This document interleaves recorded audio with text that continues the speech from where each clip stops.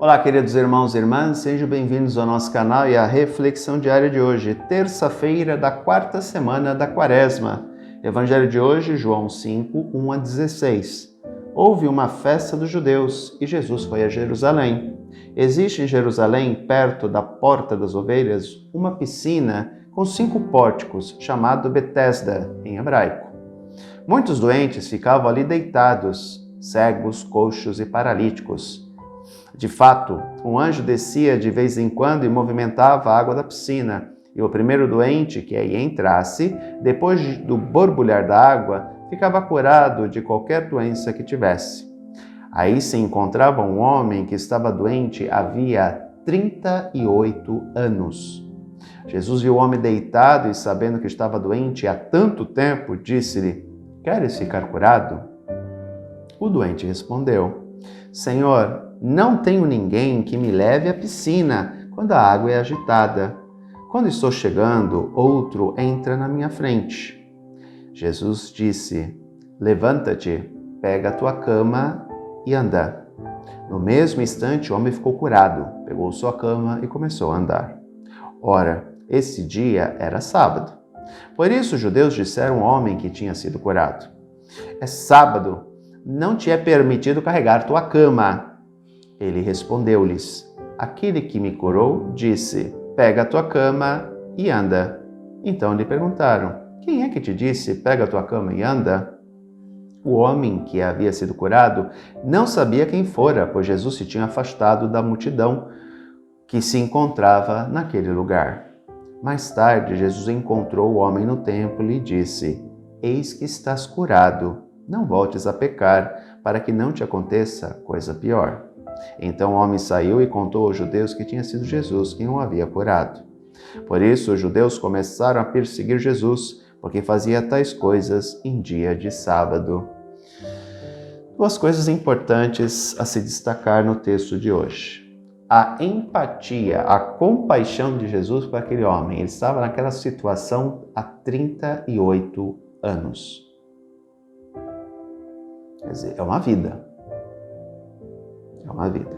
Né? Aquele homem estava ali tentando alcançar a cura. O último fio de esperança que ele tinha era entrar naquela piscina quando as águas eram agitadas. Só que como ele não conseguia se locomover, ele ia se arrastando de pouquinho em pouquinho para tentar chegar. O problema é que quando acontecia das águas serem mexidas, alguém passava na frente dele, ele mesmo relata isso, e ele não tinha condição. Né? Então Jesus sabia da situação de miserabilidade daquele homem há 38 anos naquela situação. Jesus tem compaixão dele. E é interessante, hein? O homem não pede a cura, é Jesus quem oferece. Isso chama muita atenção, porque quase sempre, 90% ou 99%, vamos dizer aí, assim, quem pede são as pessoas. Esse é um dos poucos e raros casos em que Jesus cura sem a pessoa pedir. Tem outros também, mas são pouquíssimos. O homem não pede a cura, Jesus lhe oferece. Chama a atenção. Outro aspecto. A frase, né? Levanta-te, pega a tua cama e anda. Não é a primeira vez que Jesus usa essa expressão. No paralítico que desce pelo meio da casa, né, porque tinha tanta gente que a pessoa não conseguia chegar até Jesus, e as pessoas sobem no telhado do paralítico e descem o paralítico, Jesus utiliza a mesma coisa. A única coisa que ele usa a primeira frase é: "Filho, os teus pecados estão perdoados." E aí os judeus ficam bravos com essa frase de Jesus, e então ele fala: "Levanta-te, pega a tua cama e anda." Aqui é a mesma coisa. É interessante como na Escritura aparecem vários paralíticos sendo curados, né? São paralíticos, cegos e surdos. Aparecem muito no texto bíblico. Provavelmente eram as doenças que mais afligiam naquele tempo, né? Porque, como eu já falei para vocês em outras reflexões, mas repito agora, as doenças paralisantes, ou seja, a paralítica, a paralisia, a surdez, a lepra, a cegueira eram vistos como castigos divinos, né? A surdez, então, o surdo era duplamente maldito, vamos dizer assim, porque além do fato de ele ter uma deficiência auditiva, que era visto como consequência ou dos seus pecados ou dos pecados de seus pais, ele não podia ouvir a palavra, então ele era duplamente maldito, né? Os outros eram malditos somente, os outros podiam ouvir, né? Então eles podiam ser perdoados por seus pecados, quem sabe por Deus, e alcançar a mudança daquela situação. Então era a espera de um milagre. E é interessante porque essas pessoas eram vistas como amaldiçoadas por Deus, malditas, né? Ou estavam naquela situação por consequência dos seus pecados.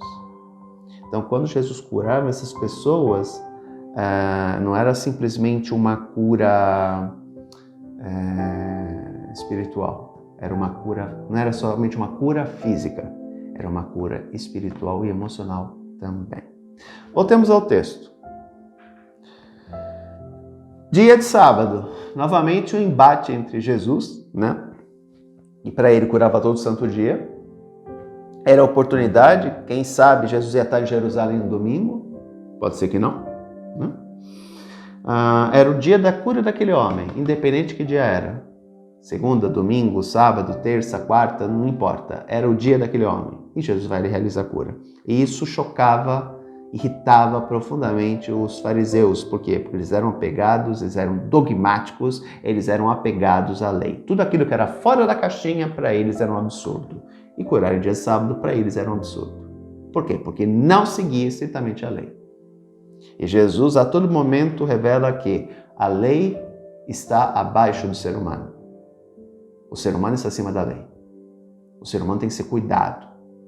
A lei existe com um objetivo claro. Aquilo que extrapola esse objetivo, não há necessidade de manter. Portanto, Jesus deixa bem claro que o sábado foi criado para o ser humano e não o ser humano para o sábado. O ser humano não é escravo do sábado. O sábado existe para proteger o ser humano. Também já falei para vocês aqui por que foi criado o dia de sábado. E a última coisa que chama atenção, né? O homem vai lá e dedura Jesus. Jesus vai, conversa com ele. Agora tu estás curado, não voltes a pecar porque não te aconteça coisa pior. O homem saiu dali e foi lá falar que foi Jesus quem o curou no dia de sábado. Aqui pode ter sido uma atitude de entregar Jesus para as autoridades religiosas? Pode, ou não, né? Por inocência também. Eles queriam saber quem era Jesus. O homem foi lá e falou. Há algumas pessoas que interpretam, alguns escritores, né, alguns interpretadores das palavras das Sagradas Escrituras, que chamamos de exegetas, que dizem que o intuito do homem era revelar que havia um homem de Deus no meio do povo. Eu também caminho por aí. Eu acho que o sentido deste homem ter ido conversar com os fariseus é assim, olha, há um homem de Deus, um profeta no meio do povo, e ele me curou. Vocês não me curaram, ele me curou. E para nós o texto de hoje traz algo muito importante, né? Jesus está sempre atento às nossas necessidades, quando falamos e quando não falamos, né? Ele sempre olha para nós com misericórdia e com compaixão. Portanto, acreditemos nesse Deus que interpreta a nossa situação e sempre está atento às nossas necessidades. Um grande abraço, até amanhã, se Deus quiser. Tchau.